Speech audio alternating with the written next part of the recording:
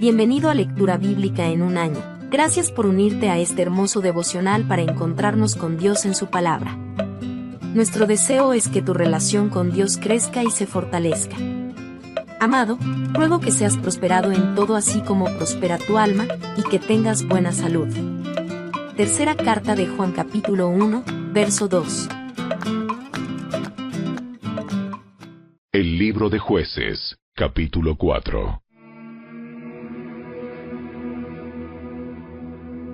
Muerto Ahod, los israelitas volvieron a hacer lo malo a los ojos del Señor. Entonces el Señor los entregó a Jabín, un rey cananeo de Azor. El comandante de su ejército era Sísara, que vivía en Jaroset Goim. Sísara, quien tenía 900 carros de guerra hechos de hierro, oprimió a los israelitas sin piedad durante 20 años, hasta que el pueblo de Israel clamó al Señor por ayuda. Débora, la esposa de Lapidot, era una profetisa que en ese tiempo juzgaba a Israel. Solía sentarse bajo la palmera de Débora, entre Ramá y Betel, en la zona montañosa de Efraín, y los israelitas acudían a ella para que los juzgara. Un día, Débora mandó a buscar a Barak, hijo de Abinoam, quien vivía en Sedes, en el territorio de Neftalí, y le dijo: El Señor, Dios de Israel, te ordena: reúne en el monte Tabor a 10,000 guerreros de las tribus de Neftalí y de Zabulón. Y yo haré que Sísara, el comandante del ejército de Jabín, vaya al río Sison junto con sus carros de guerra y sus guerreros. Allí te daré la victoria sobre él. Barak le dijo: Yo iré, pero solo si tú vienes conmigo. Muy bien, iré contigo. Pero tú no recibirás honra en esta misión, porque la victoria del Señor sobre Sísara quedará en manos de una mujer. Así que Débora fue con Barak a Sedes. En Sedes, Barak reunió a las tribus de Zabulón y de Neftalí, y 10,000 guerreros subieron con él. Débora también lo acompañó.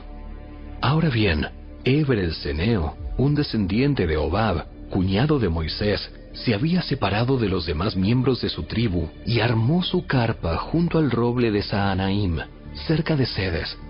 Cuando le dijeron a Sísara que Barak, hijo de Abinoam, había subido al monte Tabor, mandó a llamar a sus 900 carros de guerra hechos de hierro y a todos sus guerreros, y marcharon desde Aroset Goim hasta el río Sison.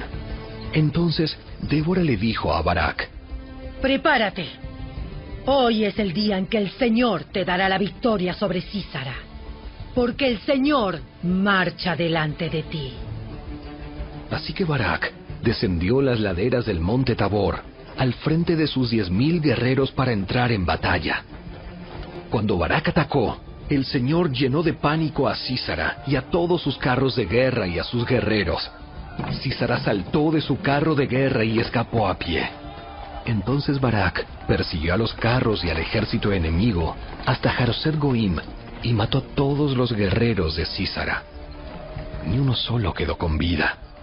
Mientras tanto, Sísara corrió hasta la carpa de Jael, la esposa de Heber, el Ceneo, porque la familia de Heber tenía amistad con el rey Jabín de Azor.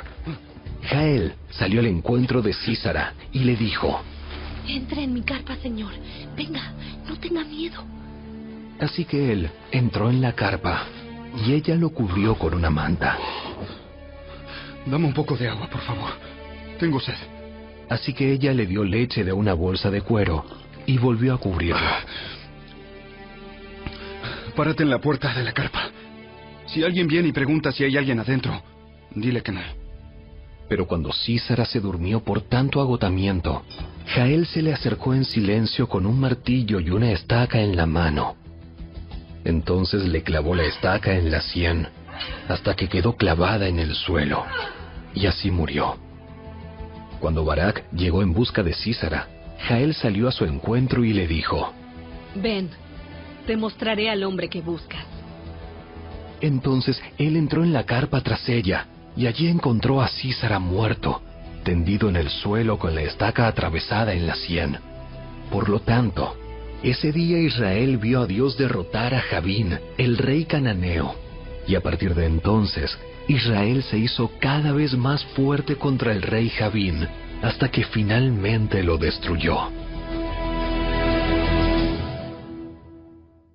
Capítulo 5. Ese día, Débora y Barak, hijo de Abinoam, entonaron el siguiente cántico. Los líderes de Israel tomaron el mando, y el pueblo lo siguió con gusto. ¡Alabado sea el Señor!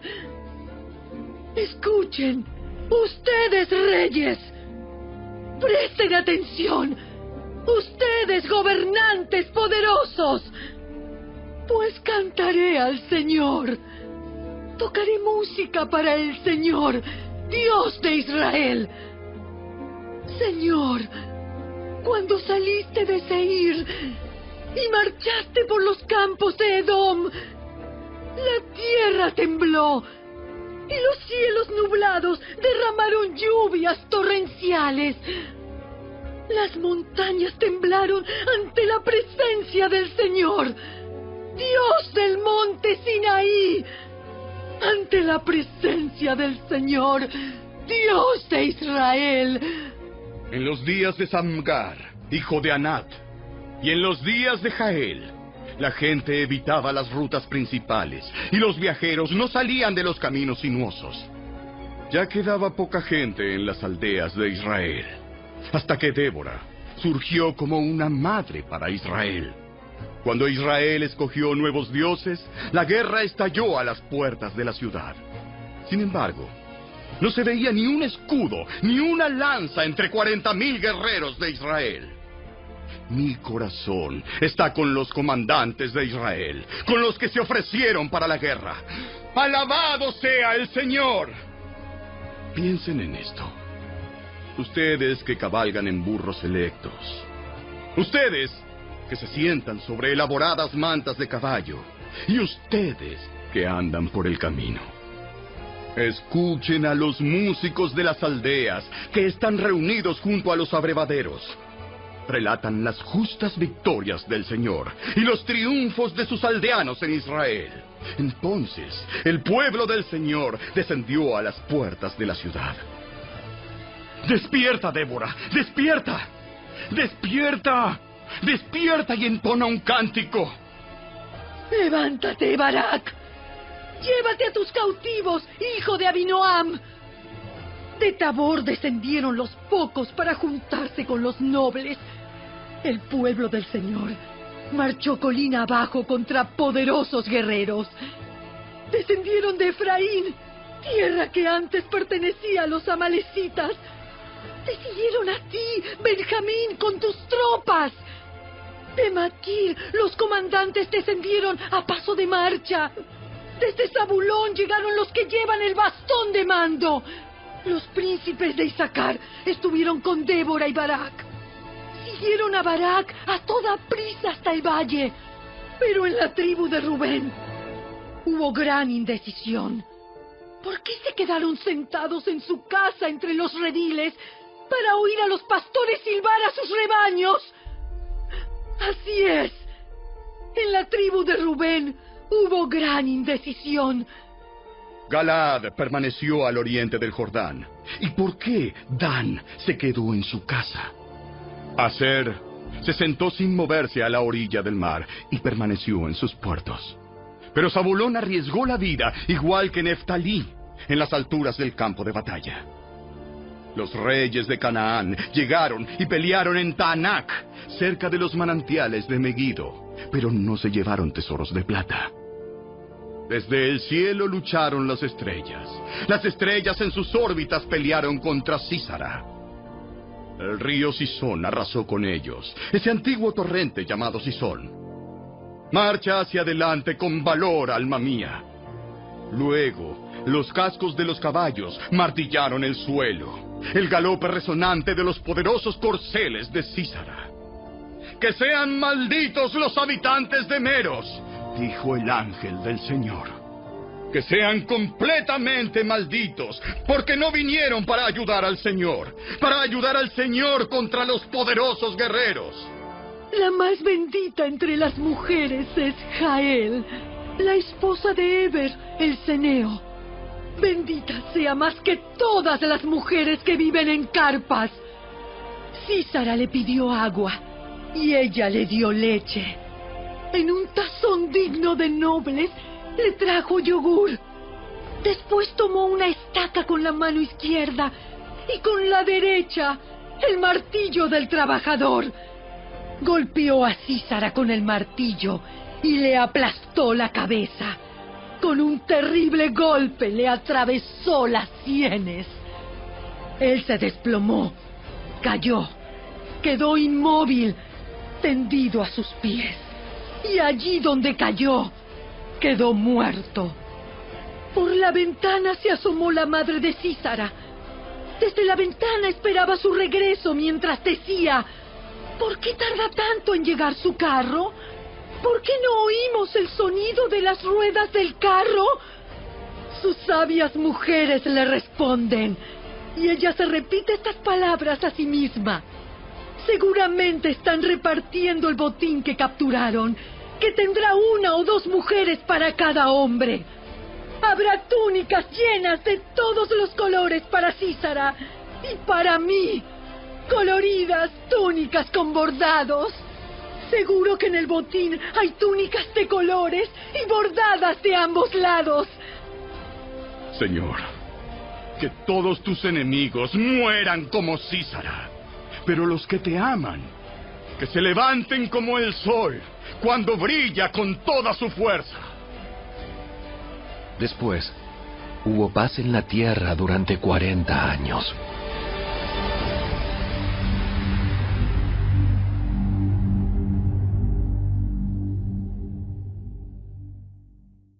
El Evangelio según Lucas, capítulo 8. Poco después, Jesús comenzó un recorrido por las ciudades y aldeas cercanas, predicando y anunciando la buena noticia acerca del reino de Dios.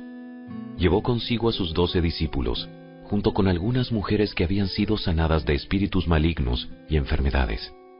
Entre ellas estaba María Magdalena, de quien él había expulsado 7 demonios; Juana, la esposa de Chuza, administrador de Herodes; Susana y muchas otras que contribuían con sus propios recursos al sostén de Jesús y sus discípulos. Cierto día, Jesús contó una historia en forma de parábola a una gran multitud, proveniente de varias ciudades, que se había reunido para escucharlo. Un agricultor salió a sembrar. A medida que esparcía las semillas por el campo, algunas cayeron sobre el camino, donde las pisotearon y los pájaros se las comieron. Otras cayeron entre las rocas. Comenzaron a crecer, pero la planta pronto se marchitó y murió por falta de humedad. Otras semillas cayeron entre espinos, los cuales crecieron junto con ellas y ahogaron los brotes. Pero otras semillas cayeron en tierra fértil. Estas semillas crecieron y produjeron una cosecha que fue 100 veces más numerosa de lo que se había sembrado. Después de haber dicho esto, exclamó: El que tenga oídos para oír, que escuche y entienda. Sus discípulos le preguntaron qué significaba esta parábola. Él respondió: A ustedes se les permite entender los secretos del reino de Dios. Pero utilizo parábolas para enseñarles a los demás y para que se cumplan las Escrituras. Cuando miren, no verán realmente. Cuando oigan, no entenderán. Este es el significado de la parábola. La semilla es la palabra de Dios. Las semillas que cayeron en el camino representan a los que oyen el mensaje, pero viene el diablo, se lo quita del corazón e impide que crean y sean salvos. Las semillas sobre la tierra rocosa representan a los que oyen el mensaje y lo reciben con alegría, pero como no tienen raíces profundas, creen por un tiempo y luego se apartan cuando enfrentan la tentación. Las semillas que cayeron entre los espinos representan a los que oyen el mensaje, pero muy pronto el mensaje queda desplazado por las preocupaciones, las riquezas y los placeres de esta vida. Así que nunca crecen hasta la madurez. Y las semillas que cayeron en la buena tierra representan a las personas sinceras, de buen corazón, que oyen la palabra de Dios, se aferran a ella y con paciencia producen una cosecha enorme. Nadie enciende una lámpara y luego la cubre con un tazón o la esconde debajo de la cama. Una lámpara se coloca en un lugar alto, donde todos los que entran a la casa puedan ver su luz. Pues todo lo secreto, tarde o temprano, se descubrirá, y todo lo oculto saldrá a la luz, y se dará a conocer a todos. Así que presten atención a cómo oyen. A los que escuchan mis enseñanzas, se les dará más entendimiento, pero a los que no escuchan, se les quitará aún lo que piensan que entienden.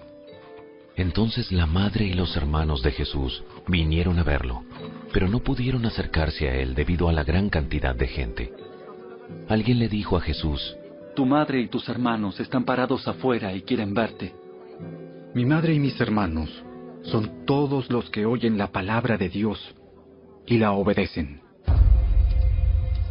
Cierto día, Jesús les dijo a sus discípulos: Crucemos al otro lado del lago. Así que subieron a una barca y salieron. Mientras navegaban, Jesús se recostó para dormir una siesta. Pronto se desató una tormenta feroz sobre el lago. La barca se llenaba de agua y estaban realmente en peligro. Los discípulos fueron a despertarlo. ¡Maestro! ¡Maestro! ¡Maestro! ¡Nos vamos a ahogar! ¡Nos vamos a ahogar! Cuando Jesús se despertó, reprendió al viento y a las tempestuosas olas. De repente la tormenta se detuvo y todo quedó en calma. Entonces les preguntó: ¿Dónde está su fe? Los discípulos quedaron aterrados y asombrados. ¿Quién es este hombre? Cuando da una orden, hasta el viento y las olas lo obedecen. Luego llegaron a la región de los Gerasenos, al otro lado del lago de Galilea. Mientras Jesús bajaba de la barca, un hombre que estaba poseído por demonios salió a su encuentro. Por mucho tiempo había estado desnudo y sin hogar, y vivía en un cementerio, en las afueras de la ciudad. En cuanto vio a Jesús, soltó un alarido y cayó al suelo frente a él, y gritó: ¿Por qué te entrometes conmigo, Jesús, Hijo del Dios Altísimo? Por favor, te suplico que no me tortures. Pues Jesús ya le había ordenado al espíritu maligno que saliera del hombre. Ese espíritu a menudo tomaba control de él. Aun cuando el hombre estaba bajo custodia, con cadenas y grilletes, simplemente los rompía y se escapaba al desierto totalmente controlado por el demonio. ¿Cómo te llamas?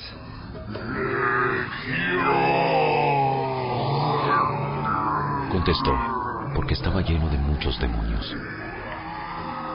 Los demonios seguían suplicándole a Jesús que no los enviara al abismo sin fondo. Sucedió que había una gran manada de cerdos alimentándose en una ladera cercana, y los demonios le suplicaron que les permitiera entrar en los cerdos. Entonces Jesús les dio permiso. Así que los demonios salieron del hombre y entraron en los cerdos, y toda la manada se lanzó al lago por el precipicio y se ahogó. Cuando los que cuidaban los cerdos vieron lo sucedido, huyeron a la ciudad cercana y sus alrededores, difundiendo la noticia mientras corrían. La gente salió corriendo para ver lo que había pasado. Pronto una multitud se juntó alrededor de Jesús y todos vieron al hombre liberado de los demonios. Estaba sentado a los pies de Jesús, completamente vestido y en su sano juicio. Y todos tuvieron miedo. Entonces los que habían visto lo sucedido, les contaron a los otros cómo había sido sanado el hombre poseído por demonios. Y todos los habitantes de la región de los Gerasenos le suplicaron a Jesús que se fuera y los dejara en paz, porque una gran ola de miedo se apoderó de ellos. Entonces Jesús regresó a la barca y se fue, y cruzó nuevamente al otro lado del lago. El hombre que había sido liberado de los demonios le suplicaba que le permitiera acompañarlo. Pero Jesús lo envió a su casa diciéndole: No, regresa a tu familia y diles todo lo que Dios ha hecho por ti. Entonces el hombre fue por toda la ciudad proclamando las grandes cosas que Jesús había hecho por él. Del otro lado del lago, las multitudes recibieron a Jesús porque lo estaban esperando. Y un hombre llamado Jairo, líder de la sinagoga local, se acercó y cayó a los pies de Jesús mientras rogaba que lo acompañara a su casa. Su única hija, que tenía unos 12 años, estaba muriendo. Mientras Jesús iba con Jairo, las multitudes lo rodeaban. Una mujer de la multitud hacía 12 años que sufría una hemorragia continua y no encontraba ninguna cura. Acercándose a Jesús por detrás, le tocó el fleco de la túnica. Al instante, la hemorragia se detuvo. ¿Quién me tocó?, preguntó Jesús.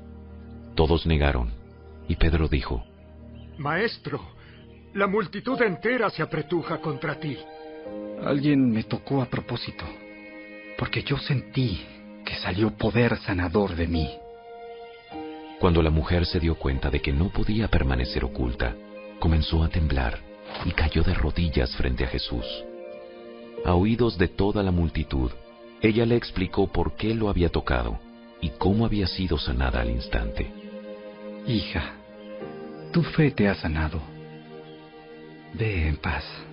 Mientras él todavía hablaba con ella, llegó un mensajero de la casa de Jairo, el líder de la sinagoga, y le dijo: Tu hija está muerta. Ya no tiene sentido molestar al maestro. Cuando Jesús oyó lo que había sucedido, le dijo a Jairo: No tengas miedo, solo ten fe, y ella será sanada. Cuando llegaron a la casa, Jesús no dejó que nadie entrara con él excepto Pedro, Juan, Santiago y el padre y la madre de la niña. La casa estaba llena de personas que lloraban y se lamentaban, pero Jesús dijo: Dejen de llorar. No está muerta, solo duerme. La multitud se rió de él, porque todos sabían que había muerto. Entonces Jesús la tomó de la mano y dijo en voz fuerte: Niña, levántate. En ese momento le volvió la vida y se puso de pie enseguida. Entonces Jesús les dijo que le dieran de comer a la niña. Sus padres quedaron conmovidos, pero Jesús insistió en que no le dijeran a nadie lo que había sucedido.